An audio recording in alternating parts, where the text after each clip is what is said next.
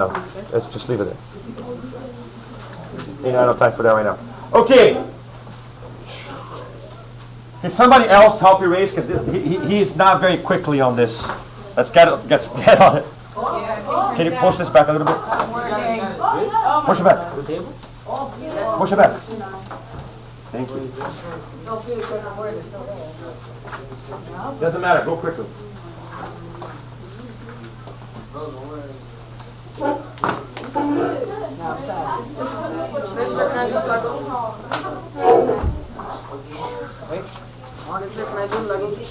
Yeah, if I even use him. I'm not more of a lecture today. Alright, so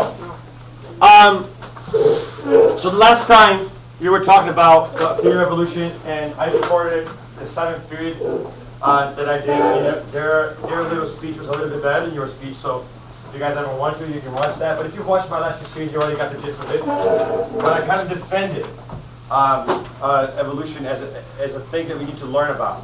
And my goal with that is not to tell you that the religion is wrong or anything like that. On the contrary, I think it's very important for us to have faith. Very important. In each other, faith in something bigger.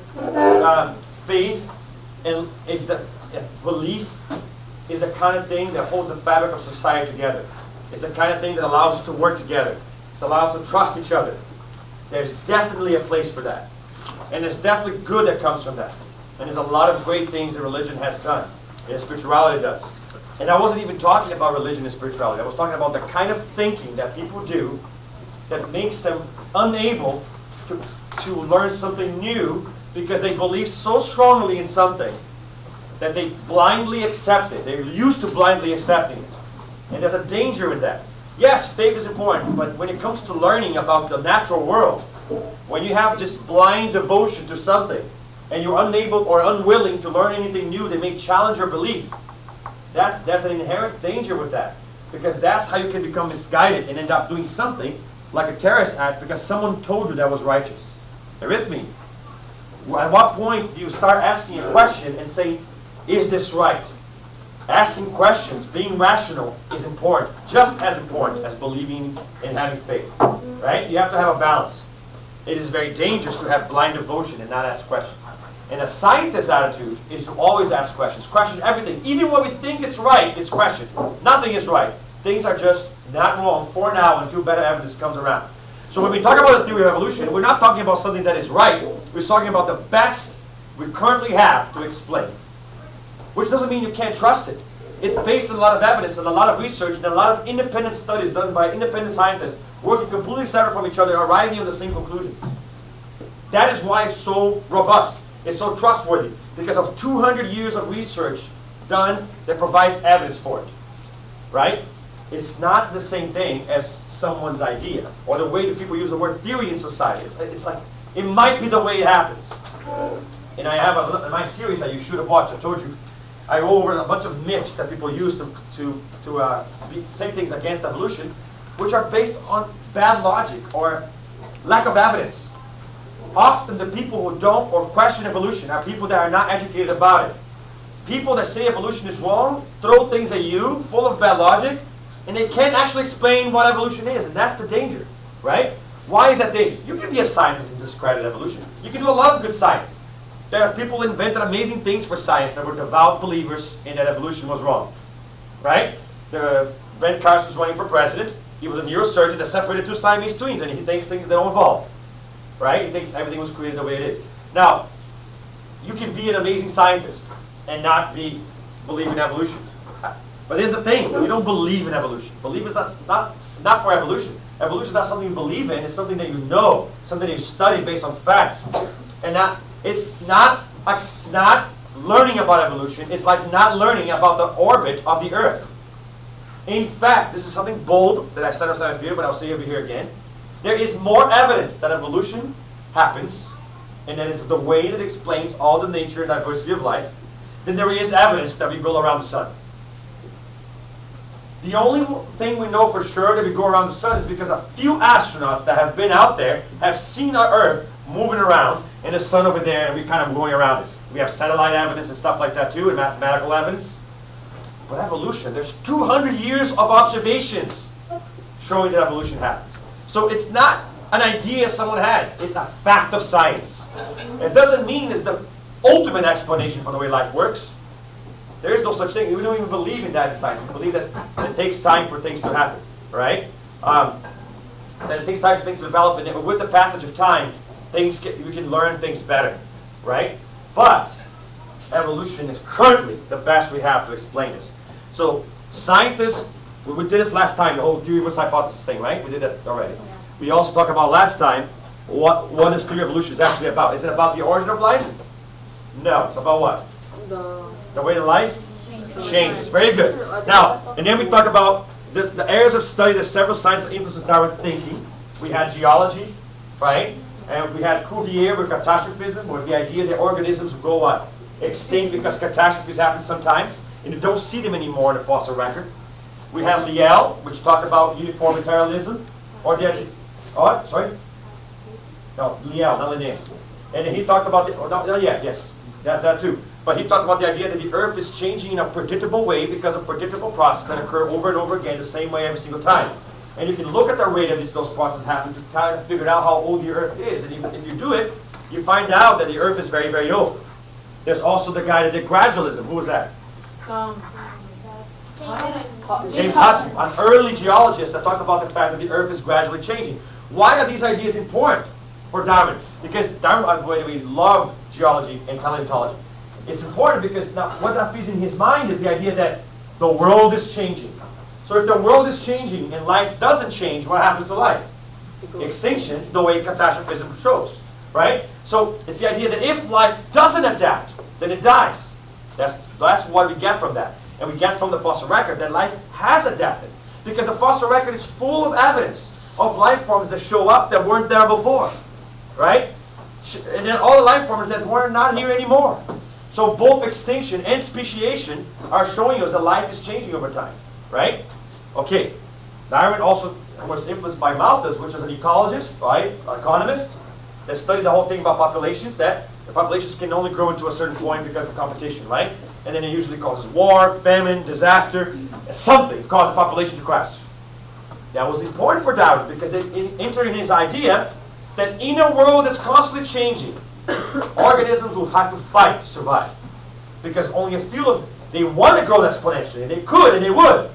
But unfortunately, because the resources are limited, it gets to a point where a few of them cannot grow anymore. Karina, if you want to work, you have to be quiet. All right? You're being distracting. All right. Then we also talked about, there's Linnaeus. What Linnaeus introduced this idea of phenomenal nomenclature, which launched a whole enterprise to kind of classify all the living things there is out there. And then in the process of doing that, scientists started looking at it and seeing all the diversity there is. They started asking questions. How can there be so much diversity? Why is it that certain things are the same in some places but different in others? And Darwin's theory would ultimately explain that. And that's why it was so important. But Darwin himself was someone involved in doing that kind of work. So see, Darwin had paleontological interests. He had ecological interests. He was a naturalist, someone that's out there observing the world. In fact, when he was only 20-something years old, he took a trip around the world, right? To see the beauty of the world and see what else life was out there. Because he heard that European life was just a small section of all the marvelous life that was out there.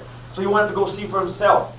And he saw so many amazing things. So many things that sparked into his mind these ideas that eventually would feed into a theory that he would publish and become famous for. But that has been modified much since then. Darwin's theory of evolution is not the theory of evolution. It's been changed a lot since then. Right? So these ideas influence Darwin's thinking. That's even Lamarck, too. Lamarck was an early scientist that tried to explain how life changes. Right? This is an important one because we have to talk about what's wrong with what Lamarck said. So Lamarck has some hits and he had some misses. All right? For example, one thing that Lamarck said that was right is that it had something to do with the environment. The environment changes, life has to change because of it. Right? Lamarck also said that it was right that traits are passed on. So the idea of heredity, or the idea that traits get passed on to next generations, is true. Right? Lamarck is right about that. Right? So organisms must evolve or change. He also said it was right that this happens over long periods of time. And he was right that it's over many generations. Well, this is all true about evolution. He was right about those things. He got some things right. And of course that influenced, that was the prevailing idea during Darwin's time. All right? Darwin didn't like a few things about it, but it was the prevailing idea about it. All right? For example, people used to think that if I'm the son of a blacksmith, I should probably be a blacksmith because I'm already born with blacksmith skills. That's what he got wrong. The idea of acquired traits. So if I learn something in my lifetime, I can pass it on to my kids. So the idea of the heritability of acquired traits, or that acquired traits can be passed on to the next generation. That's wrong. Because what passes on is your genes, and unless your genes change, now we know that new things occur because of mutations, which Darwin didn't even know. All right? The other thing that he was wrong about is the idea of use and disuse. He had this idea that if you don't use it, you lose it. But if you use it a lot, you get more. That's not necessarily true. Animals don't lose things because they don't use them. They lose things because it's disadvantageous. Right? Or because of an accident, because of random events. We'll learn more about that in the next topic. But in the current future, you should be learning about at home. Right? Natural selection is not the only way that things evolve. There's other ways. All right? But this is definitely not a way. Just because I use it a lot, yes, if I use my muscles a lot, they get a little stronger, but that's doing my life. That's not going to affect my child. Right? And it's not about what I use or don't use. It's about what's advantageous and not advantageous. Which brings us to my next point. All right? Who was Darwin? Why is his world voyage important? And how did he change biology? Okay, so who was Darwin? Yes? Was a guy that was what? Naturalist. He liked to study the natural world. He was the son of a doctor who also liked to study the natural world. And he went to university, and he was interested in learning about all the marvelous things that are out there. His primary interest throughout his whole life was botany. He loved plants. And he also loved paleontology, looking at fossils and stuff like that. But what he really wanted to do was classify life. He was a classifier, like people from the land. In fact, when he presented his theory, he went to the Linnaean Society to present his theory, right? So when he was a little young, he took a voyage around the world. Why is that voyage so important? Because when he went on the voyage, he saw fossils, he took drawings of life forms all over the earth, and he noticed patterns of diversity. That in certain places, life forms seemed to be matched to their environment. Everywhere he went, there were characteristics of life forms that seemed to match them for their environment. Why was that so significant? Because Linneo had said the environment keeps what? Changing. So those life forms couldn't be there from the beginning. They became matched to the environment somehow. Are you with me? He also noticed, you should be writing this stuff down, right? Other thing I'm saying here is the answer is important. Talk about why it's important right now. Because he took evidence of evolution. He took fossils, he took drawings, he took notes, and as he traveled around the world, he saw patterns of diversity. For example, he saw that in certain environments, certain characteristics seemed to be matched for their environments, like the finches had the beaks to eat the food on the island that they ate. Right? The tortoises had longer necks where they had to reach for food, shorter necks where they didn't have to. Right? Every life form seemed to have characteristics matched for the environments, but since the environments keep changing, he said there's got to be a mechanism that's making organisms change because of their environments. Are you with me? Okay? So then he said, what else was right? He also noticed something else that's interesting. Sometimes in different places, organisms have the same characteristics. A sugar glider and a flying squirrel both have this kind of gliding thing to fly from one tree to the other, or glide from one tree to the other. But they're in different places. Why? Why are they the same? So he talked about this. Similarities were very interesting to him. He was curious about why so many life forms have so many things in common. And other life forms seem to be, so the diversity of life and the similarity of life intrigued him. Why is it that in some places, far away from each other, things are the same in organisms? Right? And why is it that other things are different? And so these questions, these patterns that he looked at, bothered him, and he wanted to make sure that he asked questions about it. All right? Now, how did he change biology? 30 years or so, or 20 years or so after coming back from his trip, and lots of personal stuff got in the way a long time. Family sickness, other professional interests. Eventually, he got his act together when he got a letter from someone else that had ideas similar to his, and he said, oh wow, this guy's already getting on the ball here. I better publish before it's too late. So he actually went to the Linnaean Society and presented the ideas as not only his own, but also Alfred Wallace's, right? But then because he was already so famous because of botany and everything, everybody just remembers Darwin as the father of evolution. And it is evidence on his notebooks that even as far back as the days of his trip, he already had the ideas. So it's not as if he stole it from Wallace, right? He had the ideas before. Wallace just kind of like, because Darwin was scared. Darwin was scared because it was such a revolutionary thing to basically say humans share ancestors with apes, right? Not that we come from apes, we share ancestors from apes. We come from the same thing. That would challenge the dogma of the time, and he knew there was going to be a lot of backlash. So he wanted to make sure he got this right.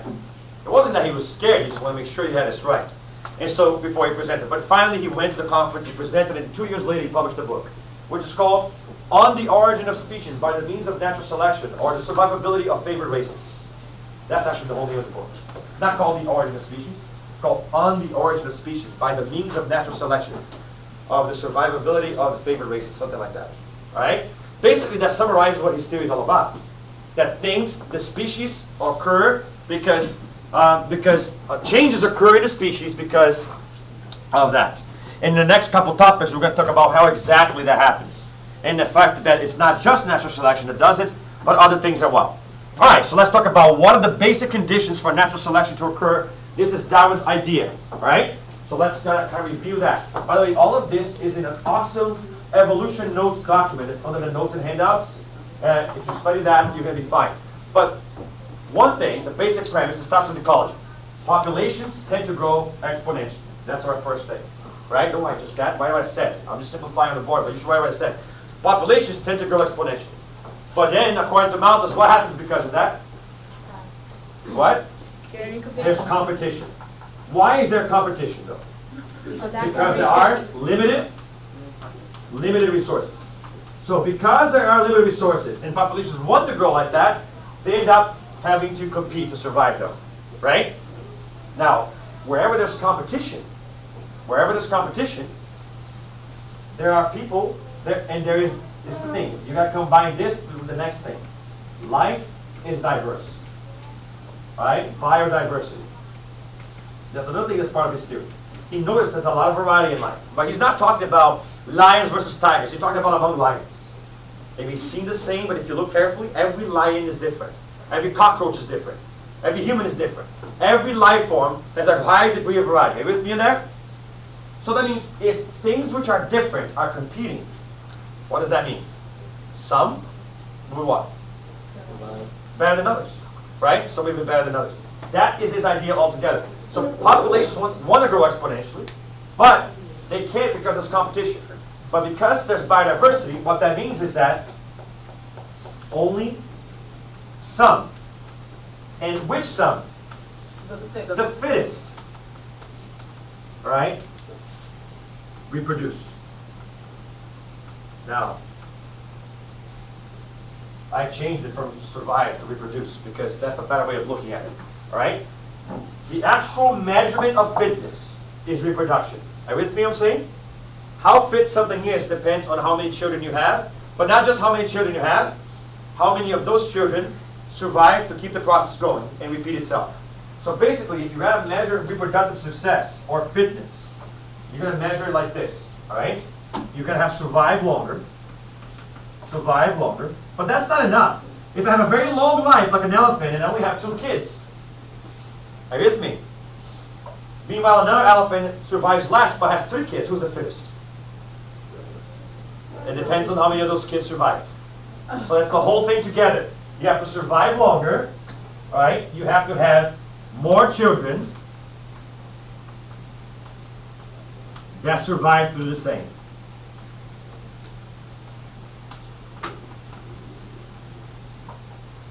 Right? So, you have to survive longer. So, anyways, if an elephant lives 50 years and another elephant lives 30 years, then the elephant that lives 50 years has 3 children, and the other one that lives 30 years has 5 children, right? It sounds like the one that lived less, actually, is more fit. But then it depends on how many of the children survive to be with me. And that's the idea. Now, who tends to do this? Who tends to be the fittest? Whoever has the most beneficial traits, right, or characteristics. And we call that, basically think about the package that the person has, the package. Now, anybody knows the key term for things which are beneficial, according to Darwin's theory? What we call those advantages, advantageous traits. What are they called? No, what's it called? Something that makes you more likely to survive instead of being more likely to die. Adaptations. Package of adaptation. Very good. So Darwin calls it adaptation. Whoever is more beneficial traits. Now, here's the key about beneficial traits. We learned this today. Is it better to be black, a moth, or is it better to be a white moth? It depends on what? The environment. Which means, what is the source of competition and pressure? The environment. And that's why it's called natural selection. Because it is a selection of the ones which are most likely to survive, to have children to survive to the same, right? And who is more likely to survive? Whoever has the most best package of adaptations. You might have some things which make you disadvantageous, but as long as your disadvantages don't make you, as a whole, weaker than something else, right? Then you're going to have more children than that something else, and you're going to outcompete them, and you're going to have more children survive to the same, and you're going to dominate, right? Based on such principles, misguided people have applied this idea to culture. The same way Lamarckian ideas were applied to culture before. Because people used to think, oh, you're a blacksmith, you have to be a blacksmith, your son's going to be a blacksmith, because that's how it works. Acquired traits, right? Based on this, some people say, well, we shouldn't take care of our sick.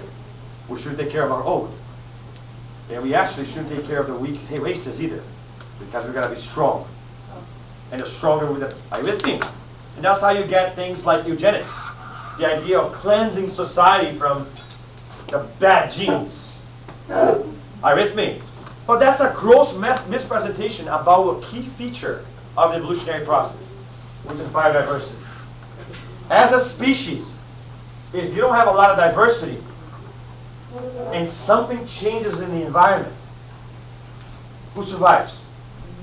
No one. Are you with me? I'm trying to say. So purifying your race actually what? Weakens your race. Now that's confusing, because that seems that is what selection does. It seems that selection cuts people, culls it, right? Selects the best. So how do you get more variety like that? Do not cross in front of the lecture when it's being telecasted. You're already here when you're not supposed to be here, so you need to go already behind it. All right? No problem. All right? So what am I saying? Guys? See? That's what happens when I get distracted. So the environment is what puts the pressure. But it depends on the environment. So if the environment changes, and that's the other thing that Darwin remembered, is that this is always changing. According to Liel. Remember, according to geology. It's always changing. And not just across time, but across space. The environment here is different from the environment in Africa. Are you with me? But the environment in Africa now is different from the environment in Africa 100,000 years ago. So this is changing across time and space. Are you with me? Now that explains everything. Why is it that a lot of different people have wings? Because the pressure is the same in both environments.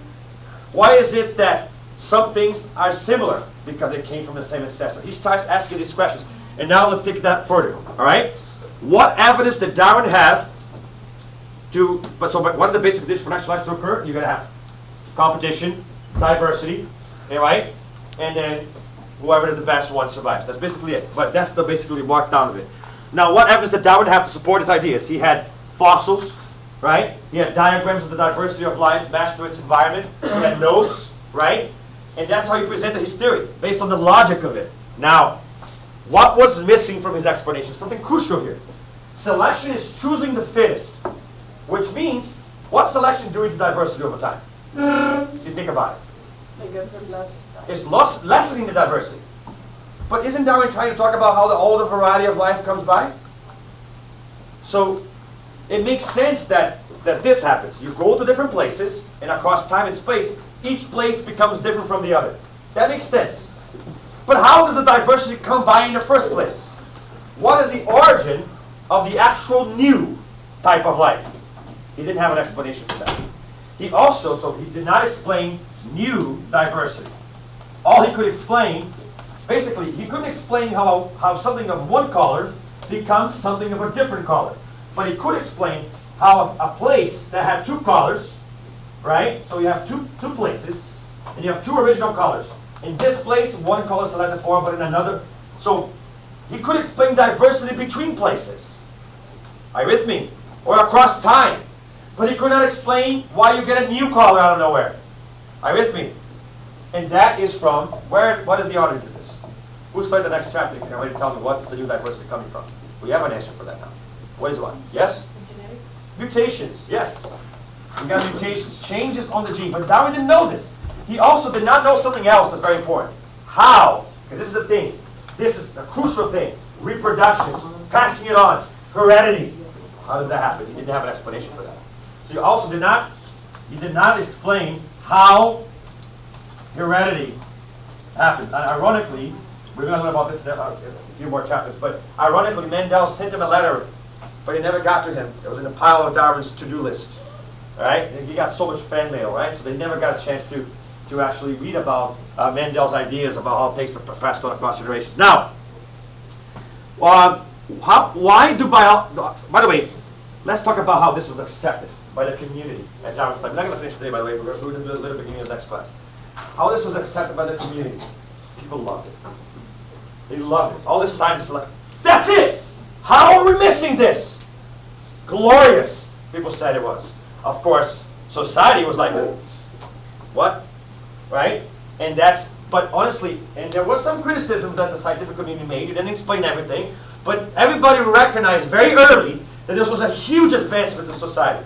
And since Darwin, many things have been improved on this theory, which we're going to talk about next class. All right, next topic. Now, why do biologists say population evolve, not organisms? Because this is not you or changing. It's what? It's everybody changing. You saw. Was it a fly that was changing? No, it was what? The population that was changing. Are you with me? So make sure you understand that. Now, this is for next class. Several fields of study that provide evidence for evolution. Right? List several fields of study that provide for evolution, and then describe the types of so we'll talk about that next class, evidence for evolution. But one last thing that we're going to bring up this and how this works. So basically, first of all, this is not a complete picture of how evolution happens. We're going to learn more about that next topic. But basically, this provides a platform that explains all the diversity of life and the unity of life. This is very important. This is the last, don't back yet. This is the last piece. And this is the big problem that made people, oh my gosh, Darwin. If two life forms can come from one finch adaptively radiates because it ends up going to different islands, right? And each island has a different environment. And then we now know that mutations happen in each environment and then differences start gathering, right? So this is called adaptive radiation, right? So that's what happened with finches. Each one was a different island, right? You learned about that, right? On the book. If that happens, that's easy to see how one life form can colonize an area, but different areas are different, right? But if that's true about the finch here, then it's also true that the finch may have come from another bird, right? And now those birds could have come from other things, which come from other things, which come from other things. See, the ultimate conclusion of this idea is this: descent with modification. We all come from an ancestor with mutations and modifications selected for. Are you with me? We each have a natural history. All life forms on Earth have a natural history that's full of ancestors that went through this process. And that's where we came from. But ultimately, if you keep following the tree of life, all life, us and birds, we have an ancestor in common. Us and fishes, we have an ancestor in common. Us and monkeys, we have an ancestor in common. So no, we do not come from monkeys. But monkeys and us have the same ancestor. No, we do not come from fish. But fish and us have the same ancestor. Are you with me? This seems so hard to understand, but think about it. Even if you're biblical, where you believe all of us came from one couple, right? So you can see a variety that exists in the human race today, but it's okay, Mr. Lehman, we're all the same species. But that's the same principle. Why don't you think a little further and realize that this applies in general? We have black skin, white skin, all the variety exists in the human race. Where did it come from? Evolution. Now, this same principle, they say it works within the species, but it never can make a new species. That's the argument. Are you with me? Well, it can, and we'll learn about that in two topics. Macroevolution. How can this actually create different species? But you can't deny that it's causing new changes because it happens on us. Look at us. If we all came from a couple, which doesn't make sense actually, but if we all came from a couple, how are we all here different from each other? Look around. Right? What is that? That's evolution. Now, what people are asking about is how does a new species come about? Now, do you see that the problem that made some people like nervous about Darwin's theory is not that it explains how life changes forward. It's the conclusion of looking backwards. Because once you realize life changes this way, you start thinking about the fact that if you look backwards, we all come from the same original life form. Right? And that's the intriguing part. That was evolution. Hope you understood it. Next class, we'll talk about the evidence for this. Don't forget the homework, guys. Right? Because we need it for the evidence for evolution. I'll see you guys next time. 1 second. You stop the video.